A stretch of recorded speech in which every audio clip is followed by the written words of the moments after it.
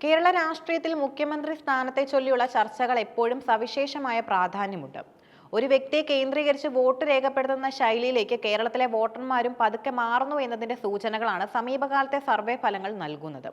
നിയമസഭാ തിരഞ്ഞെടുപ്പിന് ഒരു വർഷത്തിലധികം സമയം ബാക്കി നിൽക്കെ മനോരമ ന്യൂസും സി വോട്ടറും ചേർന്ന് നടത്തിയ ഇലക്ഷൻ പൾസ് സർവേയിലെ കണ്ടെത്തലുകൾ രാഷ്ട്രീയ നിരീക്ഷകരെയും സാധാരണക്കാരെയും ഒരുപോലെ അത്ഭുതപ്പെടുത്തുന്നതാണ്. 10 വർഷമായി ഭരണത്തിന്റെ അമരത്തിരിക്കുന്ന കരുത്തനായ നേതാവ് പിണറായി വിജയനെ പ്രതിപക്ഷ നേതാവ് എന്ന നിലയിൽ 5 വർഷം പൂർത്തിയാക്കുന്ന വി.ഡി. സതീശൻ മറികടന്നു എന്നത് കേരള രാഷ്ട്രീയത്തിലെ വലിയൊരു മാറ്റത്തിന്റെ തുടക്കമായി വിലയിരുത്തപ്പെടുന്നു. ഈ സർവേയിലെ ഏറ്റവും ശ്രദ്ധേയമായ കണ്ടെത്തൽ വി.ഡി. സതീശന്റെ കുതിച്ചുചാട്ടമാണ്. സർവേയിൽ പങ്കെടുത്ത 24.1% പേരും സതീശൻ അടുത്ത മുഖ്യമന്ത്രിയാകണമെന്ന് ആഗ്രഹിക്കുന്നു.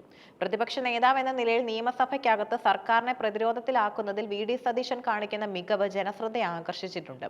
വസ്തുതകൾ നിരത്തിയുള്ള അദ്ദേഹത്തിന്റെ പ്രസംഗങ്ങൾ യുവ വോട്ടർമാർക്കിടയിൽ വലിയ സ്വാധീനം ചെലുത്തി.